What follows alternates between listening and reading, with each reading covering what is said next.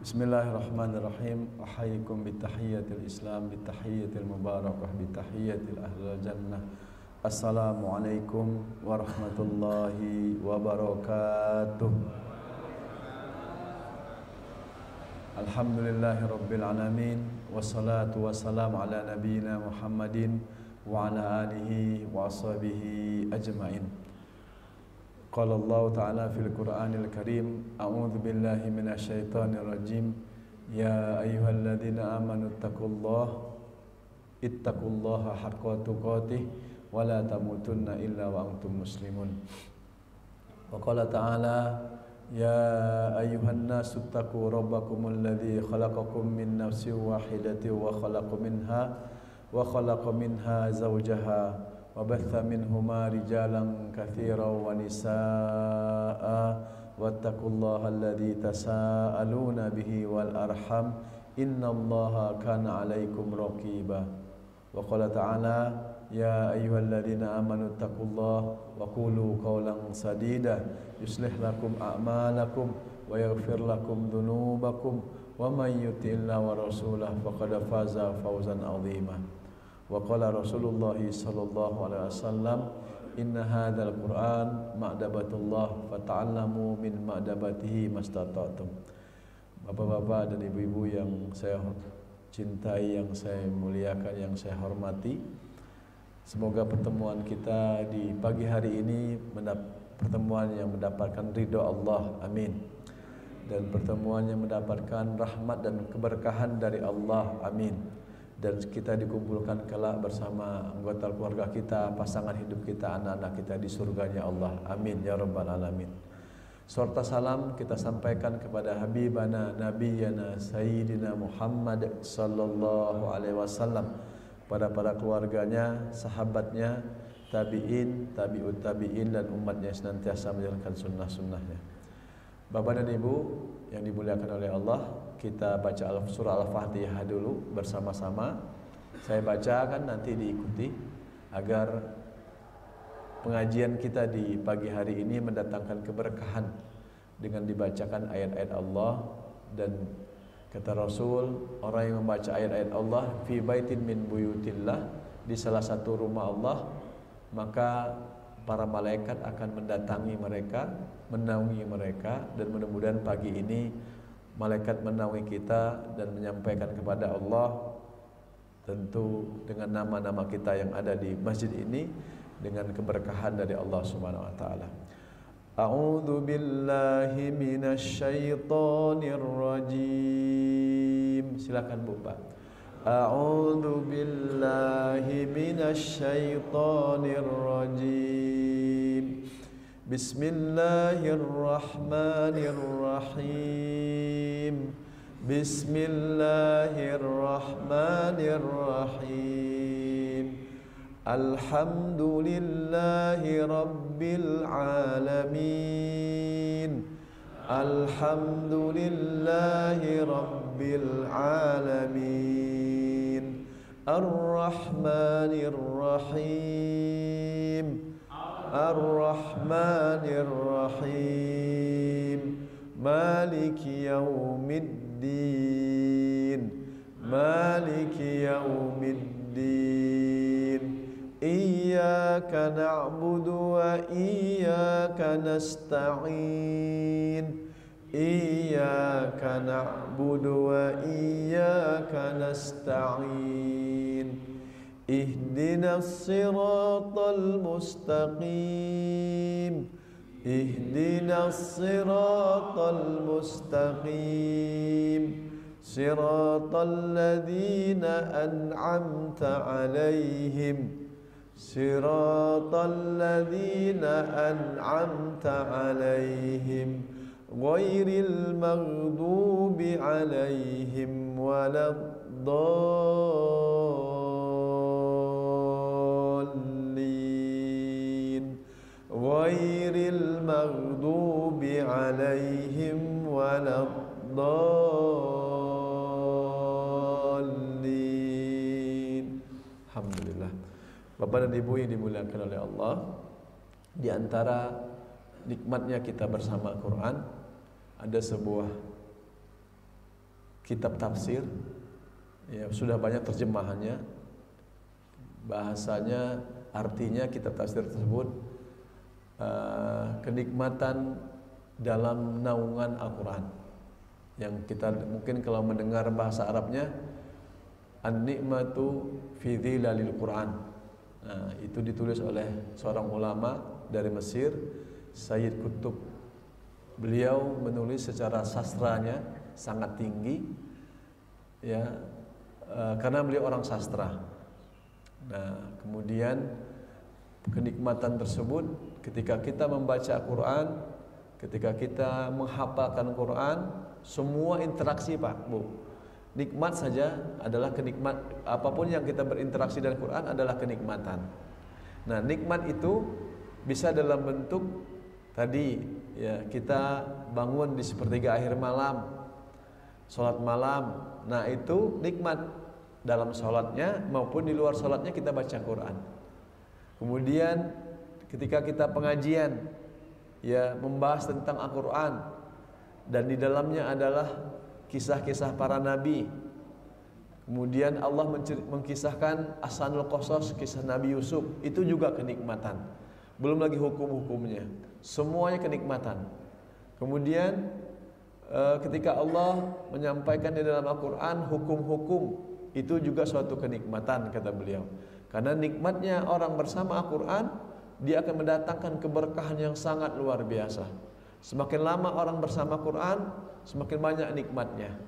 Semakin ingin mendapatkan kebahagiaan, maka semakin lamalah bersama Al-Quran. Begitu prinsipnya. Kata para ulama, yaitu ketika seseorang berlama-lama dengan Al-Quran, membacanya, merojaah hafalannya, menghafalkannya, kemudian mentadaburinya, memahami tafsirnya, maka itulah keberkahan yang diturunkan oleh Allah kepada seorang tersebut ataupun di dalam keluarganya. Dalam keluarga membacakan Quran, maka itulah salah satu bentuk sakinah kata para ulama. Kalau ingin mendapatkan sakinah yang Allah berikan kepada keluarga tersebut, lihatlah di dalam rumahnya dibacakan Quran, maka itulah sakinah. Karena ketenangan itu Bapak dan Ibu adalah dari Al-Quran, dari Allah. Kalau kita ingin mendapatkan kalau suasana keluarga yang sakinah, kata Allah, maka di dalamnya membacakan Quran.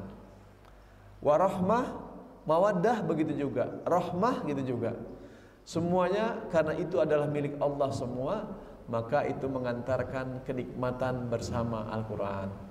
Jadi Bapak dan Ibu, makanya Rasulullah menjamin orang yang Al-Quran yang dibacakan di dalam rumah, maka akan terjauhi oleh syaitan. Di antara surat Al-Baqarah yang menentukan. Surah Al-Baqarah, kalau seseorang membaca surah Al-Baqarah dalam rumahnya, maka syaitan tidak akan berani memasuki rumah tersebut, karena sudah dijamin oleh Allah dan Rasulnya. Bapak dan Ibu yang dimuliakan oleh Allah, maka kalau ada misalnya di dalam sebuah rumah itu agak seperti apa gitu ya, angker, maka bacalah Al-Baqarah kata Rasul, maka akan terjauhkan dari hal-hal yang berbau mistik ataupun sesuatu yang diganggu oleh syaitan. Nah, Bapak dan Ibu yang dimuliakan oleh Allah, itulah nilai Al-Quran yang Allah berikan kepada kita, suatu kenikmatan. Nah, tadi kita di rakaat pertama membaca surat Ali Imran. Nah, disambung tadi Ustaz Asep menyampaikan surat At-Tahrim rakaat keduanya. Itu berkaitan. Jadi yang saya bacakan berkaitan tentang cerita orang bertakwa. Ya, kata Allah di dalam surat Ali Imran itu 113, 14, 15, laisu sawa'a min ahlil kitabi ummatun qa'imatu yasluna ayatillah ana al-laili wa hum yasjudun. Tidak akan sama di antara hamba-hamba Allah itu mereka yang jujur, yang benar-benar mendapatkan hidayah dari Allah. Mereka senantiasa di malam harinya yasluna ayatillah, membaca ayat-ayat Allah. ana al-laili, di sebagian besar waktu malam, wahum yasjudun, dan mereka sujud. Nah, ini menggambarkan cerita orang-orang bertakwa di dunia ini, Pak, Bu, untuk melaksanakan ketaatan yang sungguh-sungguh. Kalau bahasanya ekstra ketaat lah. Ketaatan yang ekstra, yang luar biasa diberikan oleh Allah kepada seorang hamba tersebut. Karena kalau kita taat itu kan diberikan Allah sebenarnya. Dasarnya itu. Tapi kita berusaha untuk mengeluarkan rasa malas kita aja terlebih dahulu. Insya Allah diberikan oleh Allah. Kemudian ayat berikutnya, karena kebiasaan orang-orang tersebut suka membaca Quran dan suka sujud, dilanjutkan ayat berikutnya, wahum yasjudun yu'minuna billah. Nah, makanya nggak ada ini, nggak ada jeda pakai waw atau fa, nggak ada. Jadi sifat orang nanti diakhiri dengan wa ulaika minas sholihin. Sifat orang yang solih itu seperti itu. Suka baca Quran di tengah malam, di sebagian besar waktu malam, dan mereka sujud. Yu'minuna billah, mereka karena mereka apa? Beriman kepada Allah wal yaumil akhir, dan beriman kepada hari akhir. Ya'muruna bil ma'ruf wa ya'muru, dan mereka menegakkan kebaikan ma'ruf, wa yanhauna 'anil munkar, dan mencegah kemungkaran, wa yusari'una fil khairat. 5, Pak, Bu. Yang kelima itu wa yusari'una fil khairat. Mereka selalu berlomba-lomba dalam kebaikan. Itu ciri orang yang soleh. Maka diakhiri ayat ini wa ulaika minas sholihin. Mereka itulah orang-orang yang soleh. Bapak Bu bisa buka nanti surat Ali Imran 113-14. Wa ulaika minas sholihin. Kalau misalnya kita ingin disebut hamba Allah yang soleh, dari sisi Al-Quran yang Allah sebut, inilah orang ciri-cirinya. Mereka suka baca Quran, mereka suka sujud di sepertiga akhir malam, sholat tahajudnya, beriman kepada Allah dan yaumil akhir. Kemudian mereka melaksanakan kebaikan dan mencegah kemungkaran, dan terakhir wa yusari'una fil khairat, berlomba-lomba dalam kebaikan. Contohnya apa berlomba dalam kebaikan? Semua bentuk ketaatan dia berusaha untuk ikuti. Ada pengajian di masjid, ikuti. Ada apa saja kebutuhannya kepada Allah, dia pasti ikuti. Salat berjamaah di masjid diikuti. Kebaikan apa saja, baik sifatnya di masjid maupun di masyarakat, itu kebaikannya niatnya karena Allah. Barulah di ayat berikutnya disebut oleh Allah, wa ma yaf'alu min khairin fala yukfaruh wallahu alimun bil muttaqin. Apapun yang mereka amalkan, mereka imani, dan mereka tidak mengingkarinya, dan mereka itulah orang-orang Allah mengetahui orang-orang yang bertakwa.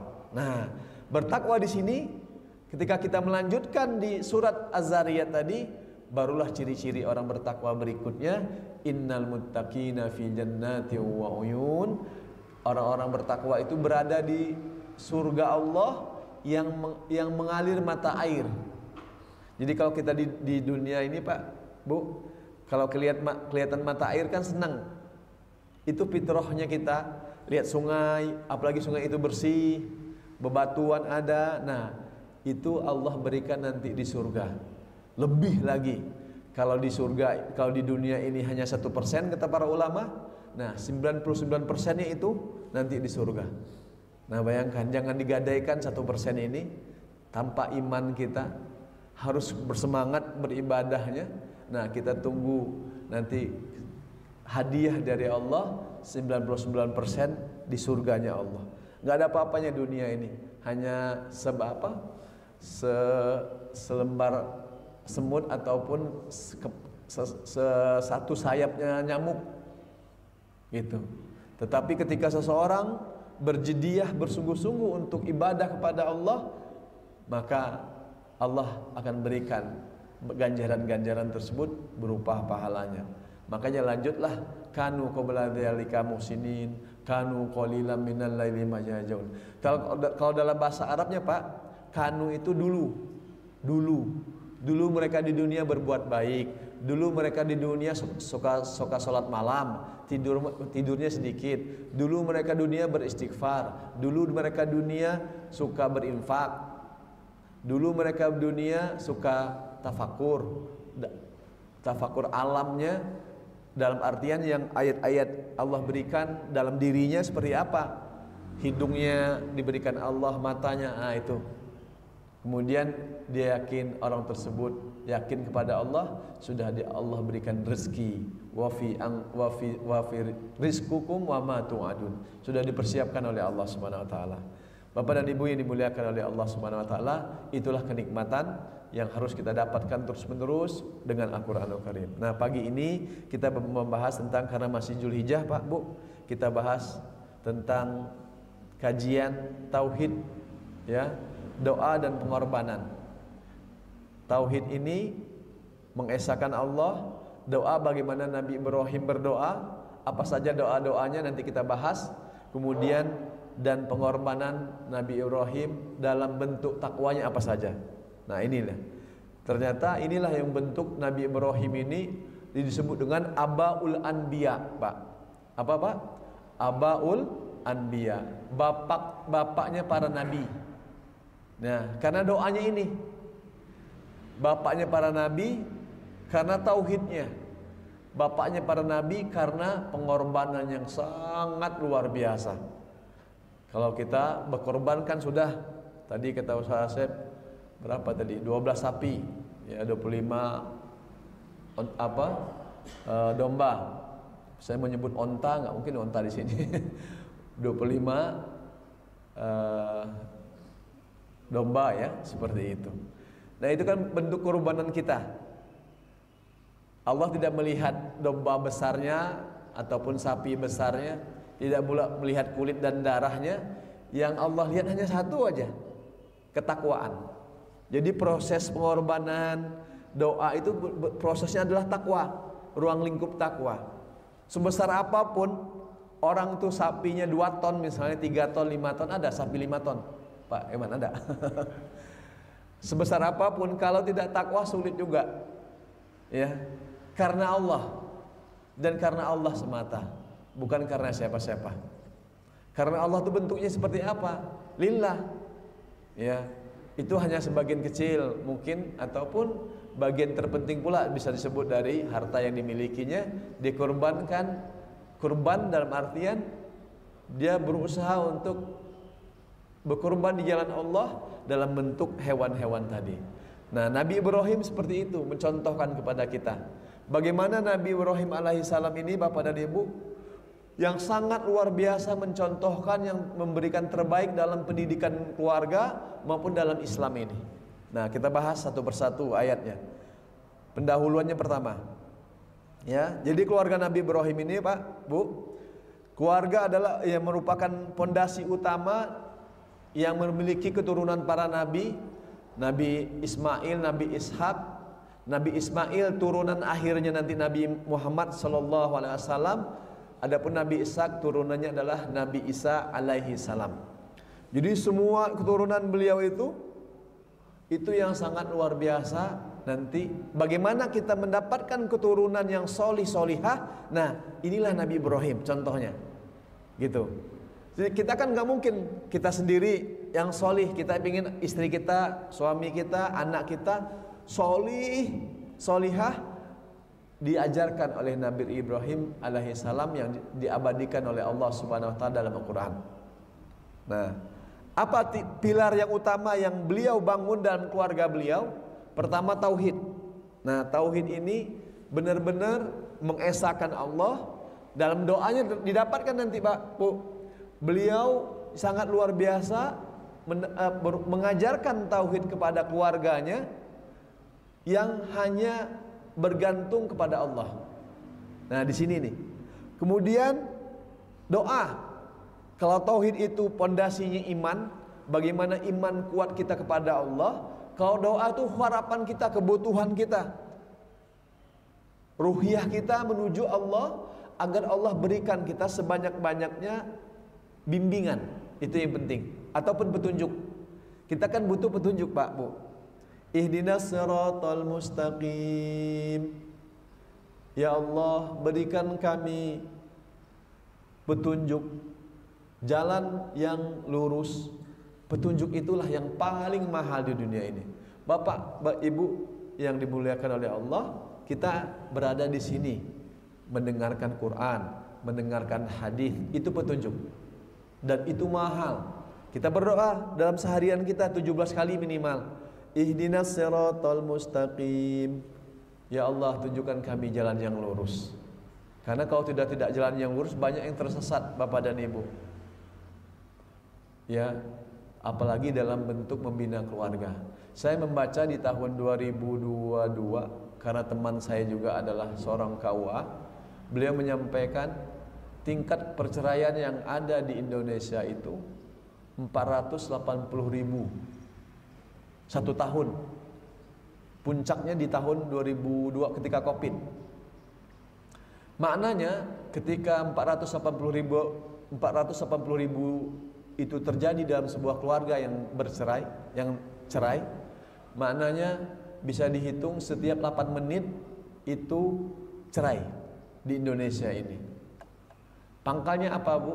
Sumbernya ya pertama mungkin ada masalah ekonomi, masalah KDRT, tapi yang jelas bagaimana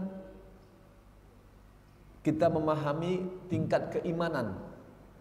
Inilah mengapa Nabi Ibrahim alaihissalam menguatkan dalil dasar keluarganya itu dengan keimanan. Ya, karena kalau sudah nilai keimanan yang kuat, maka sakinah akan datang. Gitu. Nah, di sini nanti akan kita bahas tentang bagaimana doa beliau. Pengorbanan ini. Nah, pertama, Pak, Bu, tauhid. Nah, Ibu Bapak bisa baca silakan dibuka Qur'annya kalau yang pegang Qur'an ataupun HP-nya, surat Al-Baqarah 132. Nanti bisa dibaca Al-Baqarah 132. A'udzu billahi minasyaitonir rajim. Wa wassa biha Ibrahimu bani wa Yaqub ya baniya innallaha astafa lakumuddin fala tamutunna illa wa antum muslimun. Perhatikan di sana, Pak. Kalau saya qiraatnya saya dulu bisa Bapak dengar mungkin nanti. Kalau di riwayat Warash bacanya bukan wawasso ini. Wawase. Ya. Sama dengan wadduhe karena ada ya illah yang disebut dengan para Imam Waras membacanya seperti itu. Ini penambahan wawasan kita saja. Karena saya lagi mengkaji dengan guru saya tentang Waras An-Nafi'. Imam Waras bacanya seperti itu. Biha kalau kita bacanya 4 harokat, kalau Imam Waras bacanya wajib 6 harokat. Wa wassi biha Ibrahim. Nah, gitu. Panjang bacaannya. Nah, Bapak dan Ibu yang dimuliakan oleh Allah, Imam Nafi ataupun Imam Waras itu bacaan kedua yang paling sulit dalam beberapa riwayat. Ya, mungkin kalau kita tidak begitu masyhur ya di Indonesia, tapi perlu kita ketahui kadang-kadang ada yang membaca seperti itu. Ini wawasan saja. Banihi wa Yaqub ya baniya innallaha astafa lakumuddina fala tamutunna illa wa antum muslimun. Kita perhatikan satu persatu ayatnya, Pak, Bu. Kita pahami wa wassa dan mewasiatkan dan mewasiatkan biha agama ini Ibrahim, Nabi Ibrahim, banihi kepada anaknya, kembali kepada Nabi Ibrahim alaihissalam. Demikian pula Nabi Yaqub, wa Yaqub. Jadi nabi-nabi terdahulu pondasi utamanya adalah dari ayat ini. Bahasanya kita perhatikan apa yang menjadi pondasi utama mereka.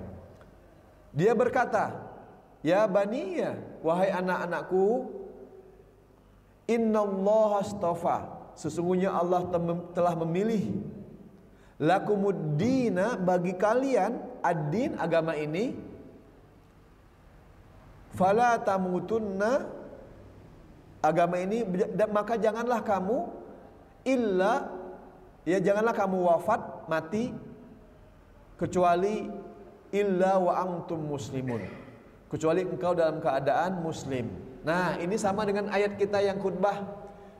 Ustadz ya kan, para kiai itu baca kalau khutbah surat Ali Imran ayat 102. Ya ayyuhalladzina amanu ittaqullaha haqqa tuqatih wa la tamutunna illa wa antum muslimun. Nah, itu sama. Redaksinya sama, Pak, Bu. Ya. Lebih dalamnya lagi di sini, jangan sampai kita meninggal dalam keadaan kafir, kufur. Kita harus meninggal punya cita-citanya. Wa fala tamutunna illa wa antum muslimun itu memang benar-benar menjadi seorang muslim sejati, berserah diri kepada Allah seutuhnya. Karena kata-kata muslimun ini, Pak, Bu, berasal dari kata salama yusallimu tasliman, berserah diri seutuhnya kepada Allah. Diri kita ini kan diatur oleh Allah, milik Allah. Semuanya apa yang kita miliki milik Allah. Terserah nanti Allah mau seperti apa kepada kita, tetapi ada petunjuknya. Mau nanti misalnya seperti apapun Allah menghendaki dalam diri kita, maka kita berserah diri, tawakal. Puncaknya seperti itu. Ketika kita berserah diri kepada Allah, kembalikan segala sesuatu, semua permasalahan kehidupan kita kepada Allah, apapun semuanya kembali kepada Allah. Inilah yang disebut fala tamutunna illa wa antum. Ini menandakan apa, Bapak dan Ibu yang dimuliakan oleh Allah? Menandakan kita minta bimbingan kepada Allah. Banyak orang yang hanya ingin kehendaknya yang diikuti. Sementara kita di dunia ini harus memang sesuai dengan perintah Allah, kehendak Allah. Boleh kita menghendaki sesuatu, menginginkan sesuatu, tapi kembali kepada Allah. Dengan cara apa? Bergantung sekuat-kuatnya kepada Allah Subhanahu wa taala. Alaika tawakkalna wa ilaika anabna wa ilaikal masir. Nah, itu doa, Bu. Coba ikuti saya. Alaika tawakkalna wa ilaika anabna wa ilaikal masir. Rabbana alaika tawakkalna wa ilaika anabna wa ilaikal masir. Nah, ini doa surat Al-Mumtahanah ayat 1, 2, 3, ayat 4, halaman pertama. Itu doa berserah diri kepada Allah.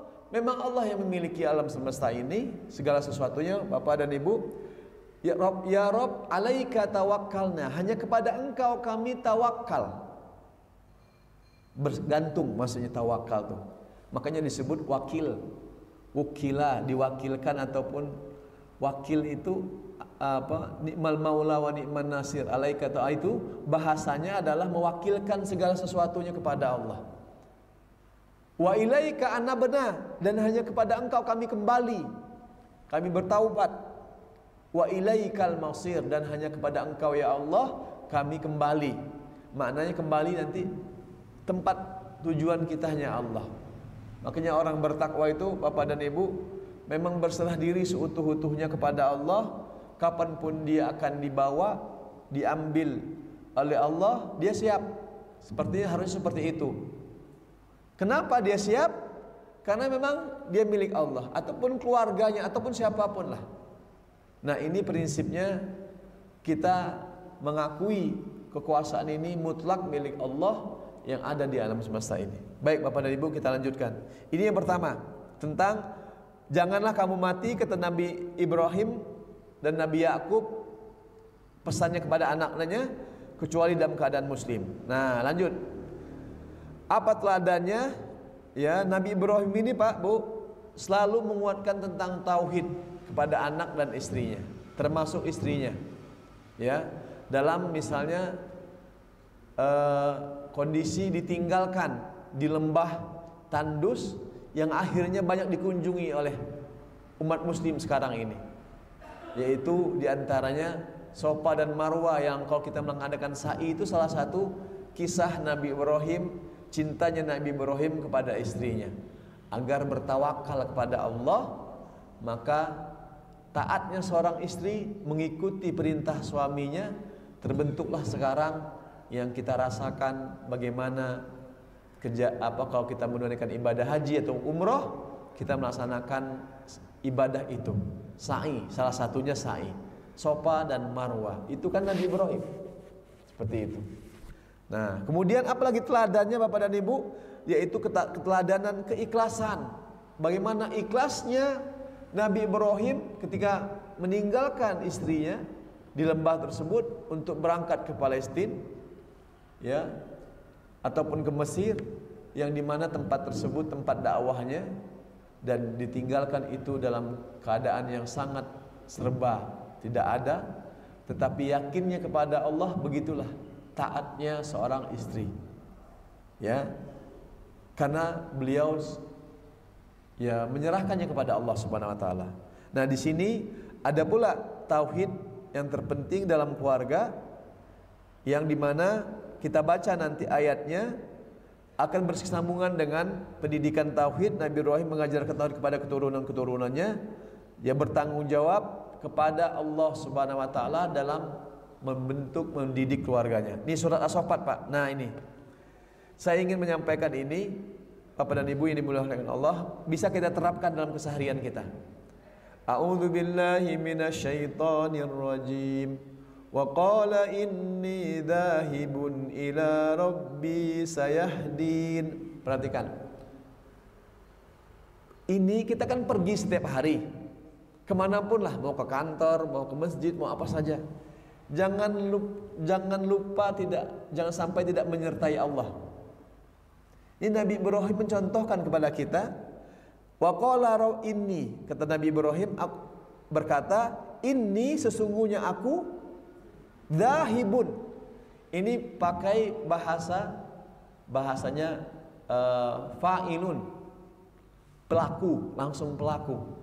Maknanya setiap hari kita, setiap waktu kita yang melakukan sesuatu itu, ila rabbi, aku pergi setiap hari, setiap waktu, setiap saat, gitu bahasanya Pak Bu.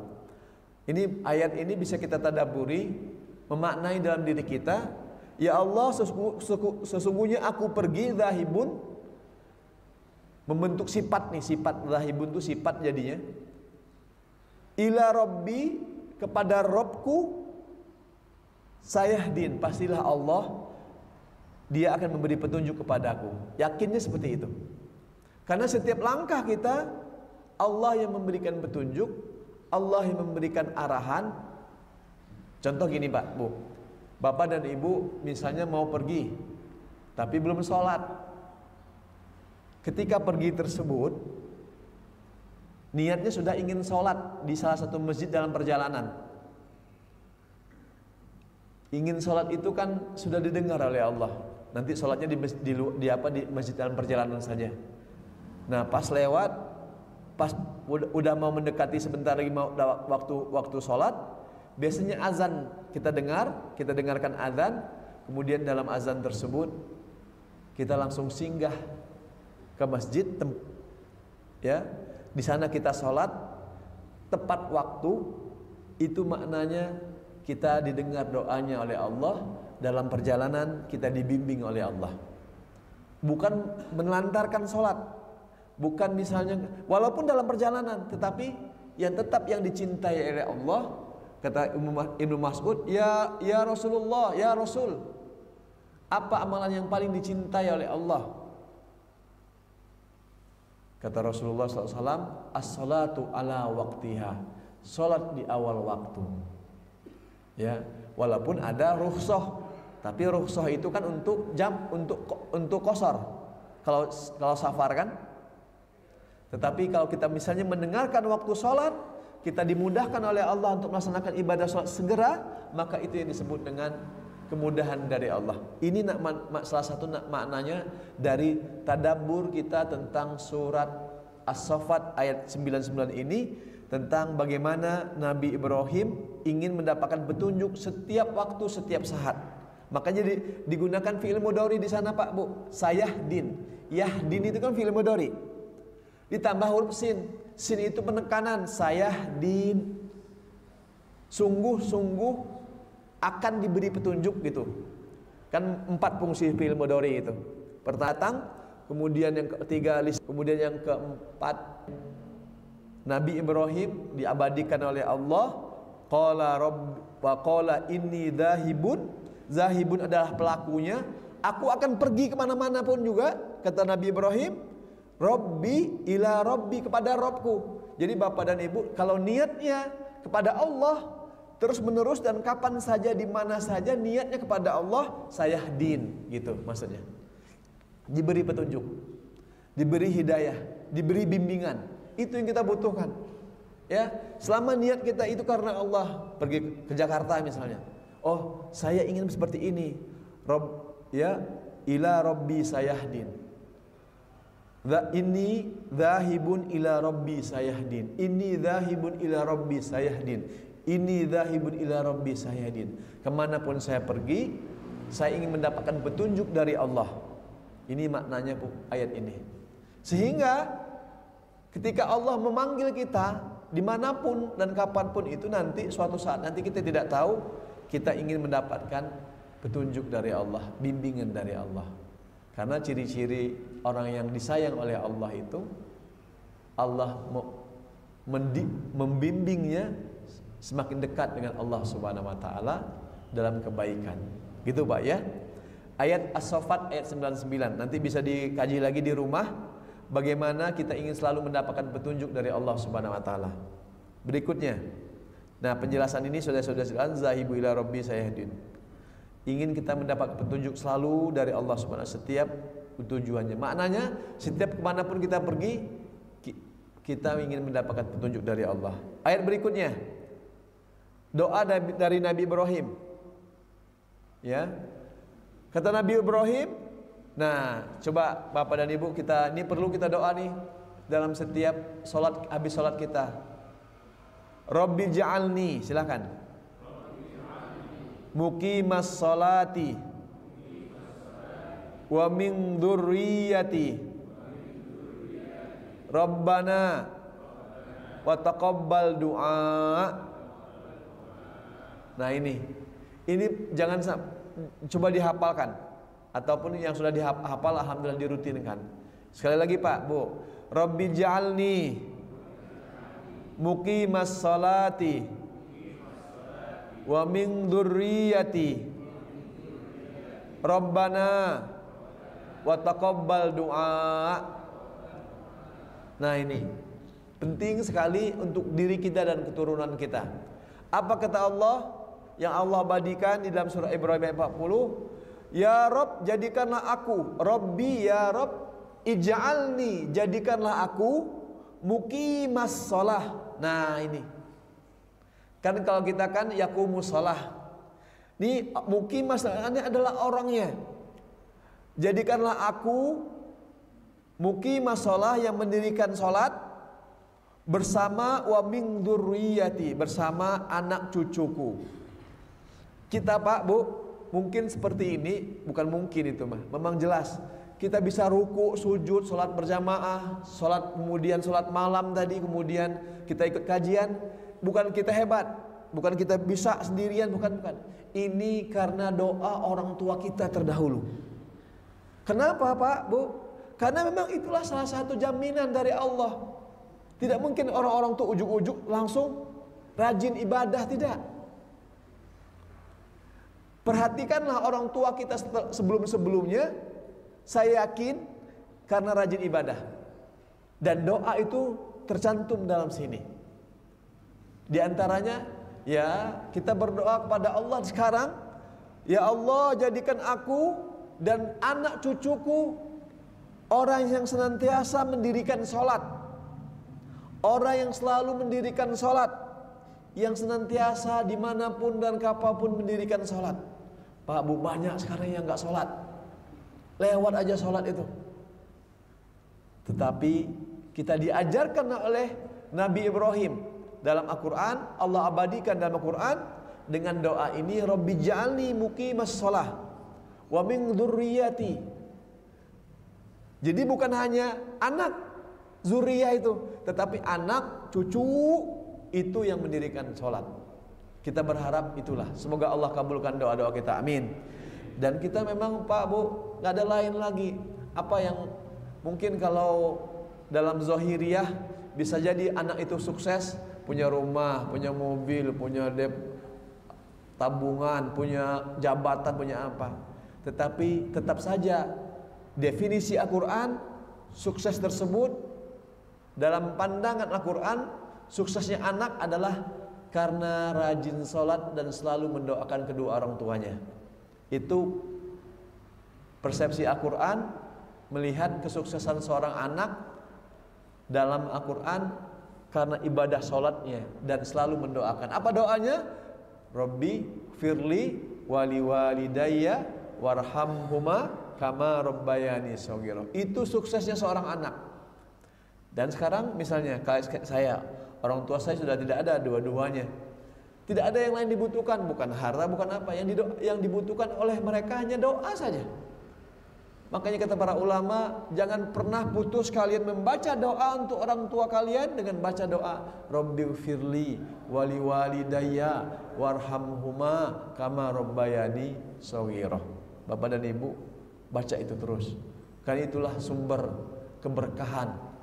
Ya, kita walaupun sudah mungkin sudah umur 40-an tahun ke atas, tetap saja orang tua kita membutuhkan kita, doa-doa kita.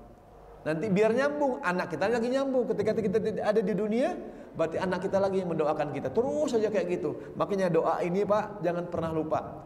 Rabbi ja'alni muqimas salati wa min dzurriyyati Rabbana taqabbal du'a. Ya Rabb kami, perkenankanlah doa kami. Ingat bacanya doa panjang. Jangan doa. Kalau Al-Quran harus tajwid. Banyak orang membaca Rabbana taqabbal du'a. Sementara ini 6 harokat bacaannya. Ini dari tajwidnya. Bisa salah nanti bacanya Pak ya.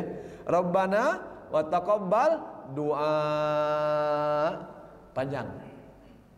Itu dalam, karena ini Al-Quran tetap saja dibaca tajwid. Kalau hadis tidak mesti. Ya. Kalau Quran karena diturunkan waratilil Qur'ana tartila, diperintahkan membaca tartil. Nah, berikutnya barulah doa Nabi Ibrahim itu dilanjutkan lagi dalam surat Shafat. Rabbi habli minas solihin. Coba Bu, Pak. Rabbi habli minas solihin. Silakan.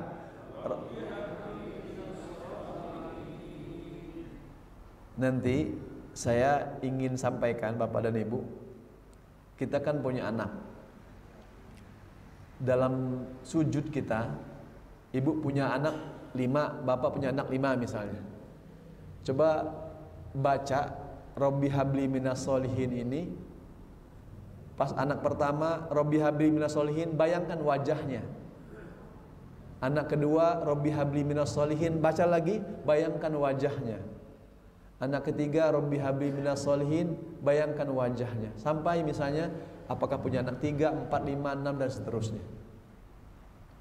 Dipraktekkan ini Bapak dan Ibu agar kita memang mengamalkan ayat ini. Kenapa Nabi Ibrahim sekaliber seorang nabi tetap membaca ini? Padahal sebenarnya keturunan nabi itu luar biasa kan gitu. Ini mengajarkan kepada kita, kita butuh bimbingan dari Allah. Kita tetap berdoa, ya Allah, anugerahkanlah aku anak yang solih, seorang anak yang termasuk orang-orang yang solih. Rabbi habli minas solihin. Karena kesolihan tadi indikatornya adalah tadi dia mendoakan orang tuanya, bukan dari hartanya, tapi dia mendoakan terus-menerus orang tuanya berapa hari dalam sekali, berapa kali dalam sehari itu dia doa terus. Nah makanya Bapak dan Ibu, kita berdoa untuk orang tua kita, untuk anak-anak kita. Kita kan ada ke atas orang tua kita, ada ke bawah anak-anak kita. Jangan melupakan itu. Turunannya adalah kita dulu doanya, kemudian orang tua kita, baru anak-anak kita. Gitu. Ya, karena kan harus diri kita dulu. Ya, diri kita, orang tua kita, anak-anak kita doakan. Nah, saya menyarankan baca ini. Makanya di sini disebutlah oleh Nabi Ibrahim, Rabbi habli minas solihin. Doanya dulu ini. Kemudian barulah Nabi Ibrahim fabasyarnahu bigulamin alim, maka kami berikan dia, kata Allah, kabar gembira dengan kelahiran seorang anak yang penyabar. Apa itu? Falamma balagha ma'hu sa'ya qala ya bunayya inni ara fil manam. Sekali Nabi Ibrahim mendapatkan mimpi dari Allah, kemudian dia berdiskusi langsung kepada anaknya. Ya bunai, wahai anakku, bagaimana pendapatmu? Ya bunai inni ara, sesungguhnya aku melihat dalam mimpiku, anni adzbahuka, aku menyembelihmu, fangdur madza tara. Ini kata para ulama ataupun dari sisi psikologinya, ada komunikasi dari suatu perintah kepada anak itu dengan bahasa yang lembut. Bagaimana wahai anakku pendapatmu? Pangdur madza taro, apa pendapatmu? Aku mimpi aku diperintah oleh Allah untuk menyembelihmu. Sampai 3 kali mimpinya Pak Bu. Bagaimana pendapatmu? Yang ketiga kali baru disampaikan ke Nabi Ismail. Bagaimana pendapatmu nak? Aku mimpi seperti itu. Karena tadi sudah didoakan Rabbi habli minas solihin tadi, dan diminta oleh Nabi Ibrahim muqimus shalah, agar selalu itu doa-doa Nabi Ibrahim sebelumnya. Ya. Padahal Rabbi habli minas solihin ini turunan ayatnya belum punya anak Pak. Tetapi setelah itu barulah diberikan anak. Fabasyarahu bigulamin halim. Kami beri kabar gembira. Maknanya kalaupun belum terjadi tetap didoakan. Kemudian apa Nabi Ismail menjawab? Qala ya abatif al ma tu'mar satajiduni insyaallah minas sabirin. Wahai ayahku, ya abatif al. Memang panggilan abati ini dalam Al-Qur'an ada beberapa kali. Ya. Bahasa Nabi Ibrahim ini kan termasuk jarang yang bertemu dengan anaknya karena dakwahnya, tapi sering pulang juga. Adalah pulang-pulangnya. Ini menggambarkan, wahai anakku, wahai ayahku, ya abatif al, amalkanlah if'al ma tu'mar, apa yang diperintahkan Allah kepadamu, satajiduni, maka kamu akan mendapatkanku, kata Nabi Ismail, insyaallah, dengan izin Allah, minas sabirin, menjadi hamba-hamba Allah yang sabar. Coba sinkron Pak. Nabi Ibrahim minta anak yang solih, tapi Nabi Ismail agar dia tergolong hamba-hamba yang sabar dalam mendapatkan perintah dari Allah, ujian dari Allah, ataupun ya bimbingan dari Allah, kan gitu. Kan sesuatu itu kadang-kadang kenapa disembelih kan gitu, kenapa aku yang lakukan itu. Tetapi Nabi Ibrahim meminta kepada Allah, jadikan aku hamba yang sabar dalam menghadapi, dalam menjalankan perintahmu ya Allah. Sabar. Kan kita kadang-kadang kurang sabar, tidak sabar dalam menghadapi permasalahan hidup ini. Tapi Nabi Ismail mintanya sabar. Inilah hadiah yang terbaik dari Allah Subhanahu wa taala kepada Nabi Ibrahim karena doa-doanya tadi yang kita pelajari. Bapak dan Ibu yang dimuliakan oleh Allah Subhanahu wa taala, begitu luar biasanya ayat-ayat Al-Qur'an itu kalau kita baca, kalau kita kaji, yang akan mengantarkan kita kepada apa, Bu? Kepada yasrah sadroh, hati kita lapang, tenang. Ini doanya seperti itu. Doanya kemudian menghasilkan anak. Kalau kita doa, ya Allah, karena kan kalau itu Pak Bu, di dalam surat Al-Baqarah juz 2 terakhir, halaman terakhir, afrir alaina sabra, kata Allah, Allah ajarkan kita, ya Allah, limpahkan kepadaku sabar, kesabaran yang ekstra. Afrir itu apa? Kalau air itu ditumpahkan Pak Bu, melimpah weh. Kalau air gelas ini kan tidak melimpah. Nah, kalau afrir, bahasa afrir itu ditumpahkan sampai melimpah, sampai kita mempunyai kesabaran yang ekstra. Ada doanya. Karena kan kadang-kadang dunia ini penuh, kata Allah, wasta'inu bisabri wassalah. minta pertolonglah kepadaku dengan sabar dan sholat. Maknanya memang sabar ini menjadi doa kita, harian kita, kebutuhan kita kepada Allah. Bapak dan Ibu yang dimuliakan oleh Allah Subhanahu wa taala, inilah pondasi keimanan, doa dan pengorbanan Nabi Ibrahim. Akhirnya kan pas mau disembelih, tapi tidak terjadi, diganti langsung oleh Allah. Itu kekuasaan Allah. Bapak dan Ibu yang dimuliakan oleh Allah Subhanahu wa taala, semoga ini menjadi manfaat, mendatangkan keberkahan. Kita mengkaji kajian dari Al-Quran, kisah Nabi Ibrahim dan anaknya Nabi Ismail alaihi wassalam, untuk mendatangkan keberkahan dalam hidup kita. Amin ya rabbal alamin. Aqulu qouli hadza wa astaghfirullakum. Jazakumullahu khairan katsiran. Wassalamualaikum warahmatullahi wabarakatuh. Waalaikumsalam warahmatullahi wabarakatuh. Terima kasih Ustaz. Sama-sama. Alhamdulillah pada pagi ini kita menyambungkan kisah yang telah kita pekan yang lalu laksanakan, yaitu pengorbanan Nabi Ibrahim disambung dengan doa-doa yang selalu Nabi Ibrahim itu di dalam Al-Quran banyak doanya ya.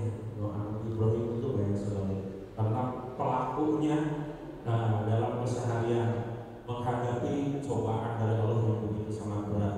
Kebayang Pak, kalau kita disuruh membeli anak, kira-kira kuat gak ya? Kira-kira aja dulu itu. Ya, untuk oleh Allah diganti. Tapi karena kita juga, ya begitu datang musim kurban masih bilang aku gimana gitu. Ya, makanya dalam ininya disebutnya sabar, kebanyakan sabar. Artinya sabar itu menerima cobaan dari Allah, ujian dari Allah berbentuk harta, materi dan sebagainya yang diujikan kepada kita. Baik, untuk memperdalam, ada yang akan ditanyakan?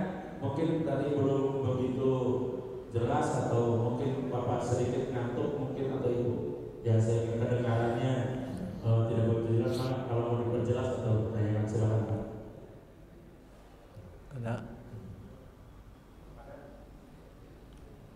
Ada Pak Heru? Diskusinya sama Ustaz. Kalau sama-sama tetangga mau Ustaz aneh.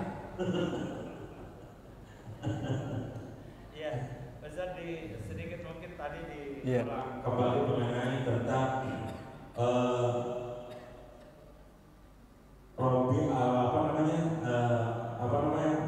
di dalam doa yang banyak sekali mengenai tentang tadi Afrik ala Sobro, ya mungkin itu masih belum di kalimatnya. Kemudian makna Afrik sendiri kan kalau bisa diartikan tumpahkan, artinya secara harfiahnya dan makna dari kalimat doa itu sebetulnya apa sih Pak dalam Ustaz? Baik, Bapak dan Ibu yang dimuliakan oleh Allah, di dalam surat Al-Baqarah ya, ayat 250, Allah mengajarkan kita doa, Rabbana afrigh alaina, gitu ya. Rabbana afrigh alaina sabra. Ya Allah, tuangkanlah kesabaran. Tuangkan itu maknanya memberikan, gitu ya. Kalau air dituangkan ke dalam teko, kemudian teko menuangkan ke dalam gelas, itu maknanya afril. Sehingga tuangkan itu dalam artian maknanya begitu butuhnya kita sabar, sehingga berharap kepada Allah agar menuangkan, memberikan semaksimal mungkin ketika kita menghadapi permasalahan dalam kehidupan ini, yaitu kesabaran tersebut. Maka di dalam surat Ali Imran ayat 200 Pak, Bu, A'udzubillahi minasyaitonirrajim. Ya ayyuhalladzina amanu isbiru, wahai hamba-hamba Allah yang beriman, isbiru itu fi'il amr, bersabarlah kalian. Wasabiru, nah ini adalah fa'ilnya, sifatnya, menjadi sifat sabar itu. Tentu perlu latihan. Apapun yang terjadi sabar, tenang, itu kan gitu. Nilai dari ketenangan itu kan dari sabar itu. Diulang lagi Pak, warobitu, kuatkan ikatanmu itu. Wattaqullah, dan bertakwalah kalian kepada Allah, la'allakum tuflihun, agar kalian beruntung, sukses. Nah, saya contohkan Pak. Isbiru, Bu, Pak. Kalimat pertama sabar itu, kalau kita luka di sini, itu ngikatnya gini. Nah, itu isbiru. Wasobiru, diikat lagi, diperban lagi semakin kuat supaya tidak keluar darahnya. Warobitu, disimpul, diikat mati, tek gitu. Paham Pak ya? Agar tidak terjadi misalnya keluar darah ataupun apalagi, supaya sehingga tangan kita yang luka tadi itu tidak sakit lagi, tidak keluar darah lagi. Untuk apa? Untuk tadi warobitu, diikat. Robitoh itu maksudnya. Diikat, kalau maksudnya sama dengan makna tamarbutoh kan gitu. Kalau tamarbutoh terbuka gini, huruf ta. Tapi kalau tamarbutoh kan diikat gini, bentuknya titik 2 di sini gitu ya Pak ya. Itu maknanya diikat itu seperti itu. Jadi tidak hanya sekedar sabar, tapi ekstra sabar, maka disebut warobitu. Ditutup lagi dengan wattaqullaha la'allakum tuflihun. Semua itu dilingkupi dengan ketakwaan kepada Allah. Bagaimana kata para ulama takwa tersebut? Kebiasaan diantaranya mereka berpendapat kebiasaan menjalankan ibadah sunnah. Kalau wajib mah biasa, 5 waktu, sholat waktu 5 waktu, saum Ramadan. Tapi kalau ibadah wajib, ibadah sunnah, sholat malam, sholat tahajud, baca Quran, saum sunnah, ibadah sunnah, itulah yang menguatkan takwa seseorang kepada Allah, karena kebutuhannya yang sangat kepada Allah Subhanahu wa taala. Itu yang akan menghasilkan diselamatkan oleh Allah dalam bentuk ketakwaan. Allahu a'lam bishawab. Baik, Ustaz, terima kasih. Berada? Kalau tidak ada mungkin satu lagi Ustaz. Ya, silakan. Kalimatnya hampir sama, tapi kalau dilihat dari segi pemaknaan agak beda. Dalam hadis itu ada tafarruq ibadati amru qalbaka bina. Nah, tafarruq di sini secara khususnya atau secara lebih luasnya apa Pak? Tafarruq ibadati. Jadi lebih kepada umum ya, dalam artian yang saya pahami, ketika misalnya seseorang mendapatkan yang kafarah, maksudnya yang dihapuskan ya. Seseorang beramal dengan dihapuskan dosa-dosanya, maka itulah nilai kebaikan yang Allah berikan kepada kita. Tetapi bukan dalam konteks ampunan yang sifatnya dosa besar, ya. Tetap saja itu dilakukan dengan proses dengan taubat kepada Allah. Ketika ampunan tersebut ya Allah berikan dalam konteks ibadah, makanya setiap takfarus sayiat. Contoh dalam surat At-Talaq Pak, Bu, kalau kita baca di halaman terakhir, di halaman pertama di ayat terakhir itu disebut oleh Allah, dzalika amrullahi wa may yattaqillah yukaffir anhu sayyiatihi wa yu'dhim lahu ajra. Kata Allah, barang siapa yang bertakwa, yukaffir anhu, Allah ampuni dosa-dosa kesalahannya. Sayyiat, di sana sayyiat itu kesalahan-kesalahan. Wa yu'dhim lahu ajra, dan mereka akan mendapatkan pahala yang sangat besar. Maknanya setiap kebaikan yang kita lakukan ada nilainya pahala dari Allah, ada nilainya bergugurnya dosa dari Allah Subhanahu wa taala. Selama 2 syaratnya kata para ulama, niatnya ikhlas kepada Allah dalam beramal, kedua sesuai dengan sunnah Nabi kita Muhammad sallallahu alaihi wasallam. Gitu Ustaz. Sama-sama Ustaz. Barakallahu. Iya. Ada masalah asal. Kalau dipancing, silakan Ibu. Waalaikumsalam. Ya.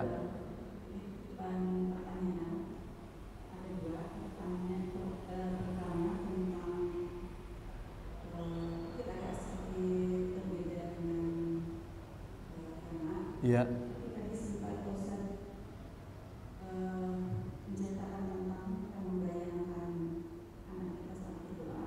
Iya.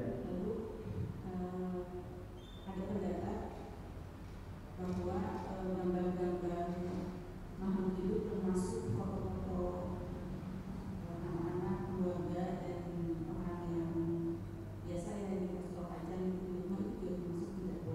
Iya. Nah, itu bagaimana pendapat Ustaz?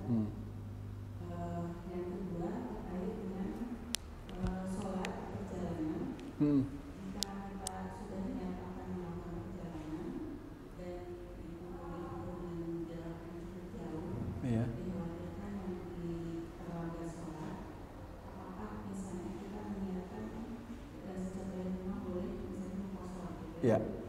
misalnya dulu dengan asal terus kemudian kita masuk ke sejak di rumah Iya. supaya nanti sampai di perjalanan kita sudah aman gitu. Oh, di rumah, ya, baik. Di rumah maksudnya? Ya. Oke, lanjut. Paham Ibu?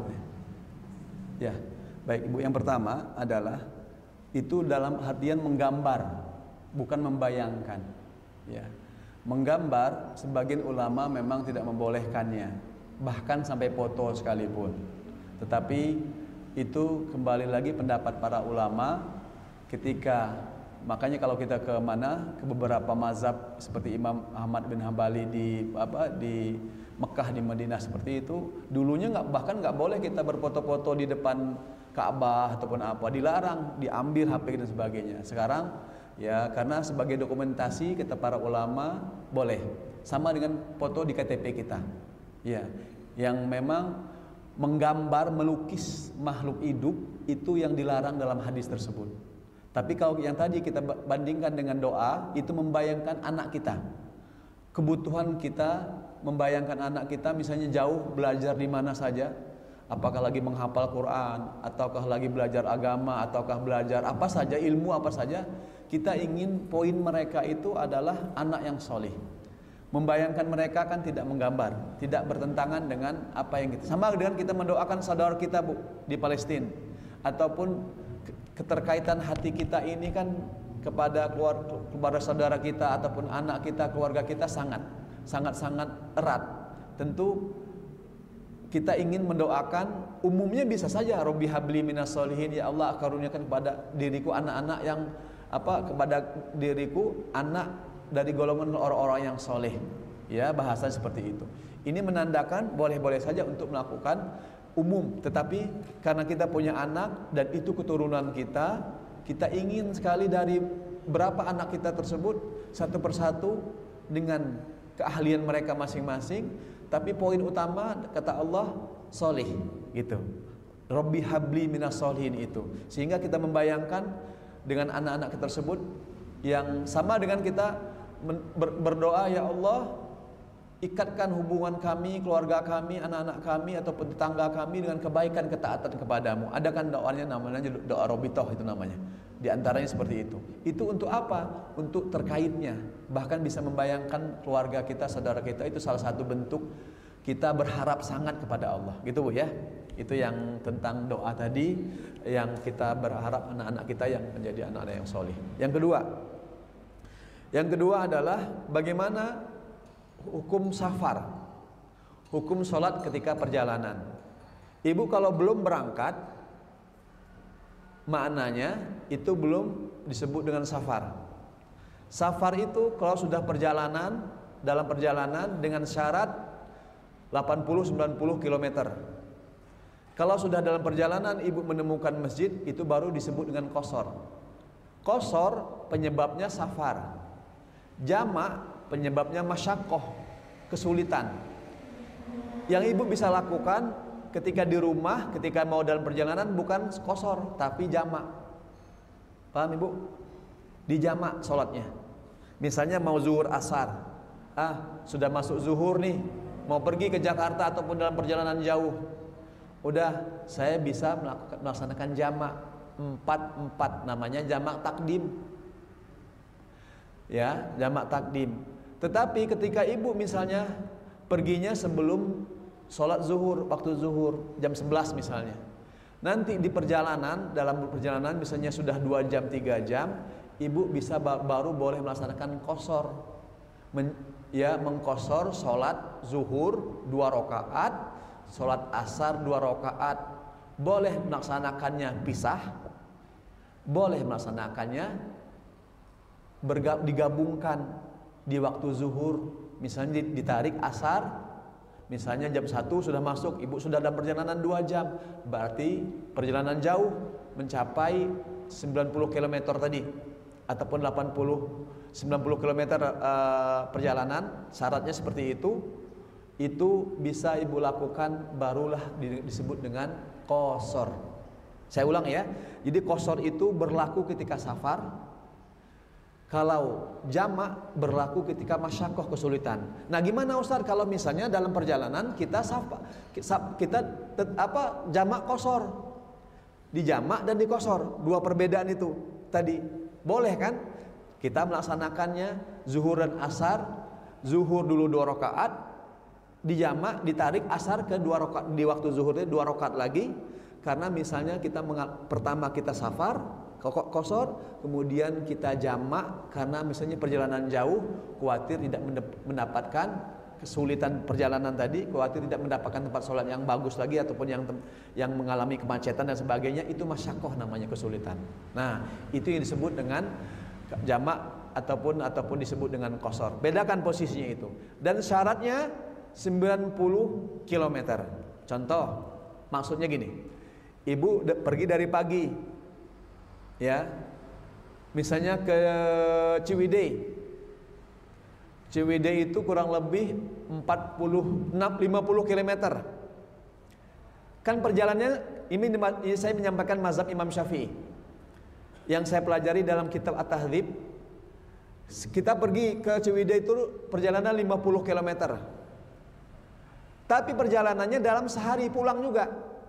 Pulang berarti sudah berlaku safar. Jadi 50 tambah 50 kan 100 km. Berarti sudah berlaku 90 km. Berarti sudah kita bisa mendapatkan nilai safar, boleh di qasar. Gitu Bu, paham ya? Itu mazhab Imam Syafi'i yang saya pelajari ketika saya mendapatkan itu.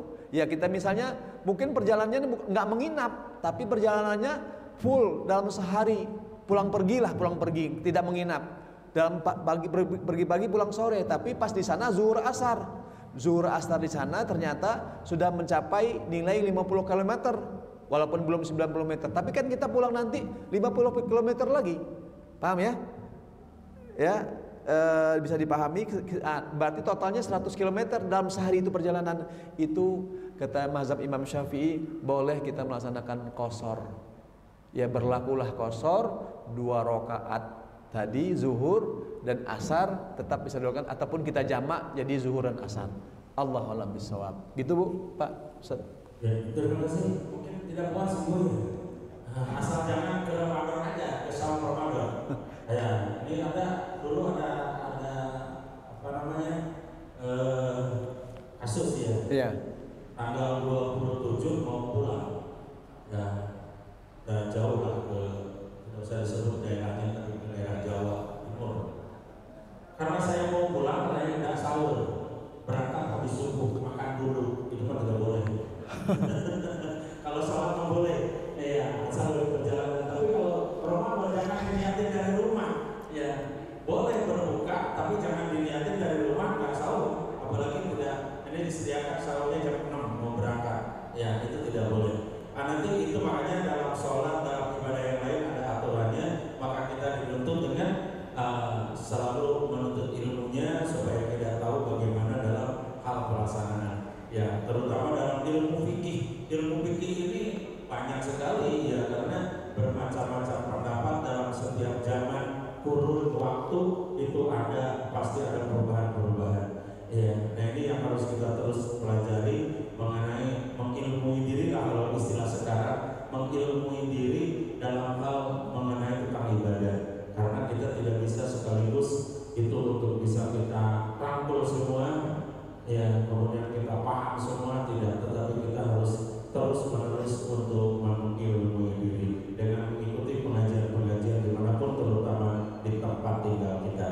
Mudah-mudahan yang di Al-Hidayah, yang difasilitasi oleh DKM ini di setiap hari Ahad kita selalu, dan selain daripada kita memakmurkan masjid, juga sebagai menggugurkan kewajiban kita dalam talabul ilmi, insyaallah. Amin. Demikian besar.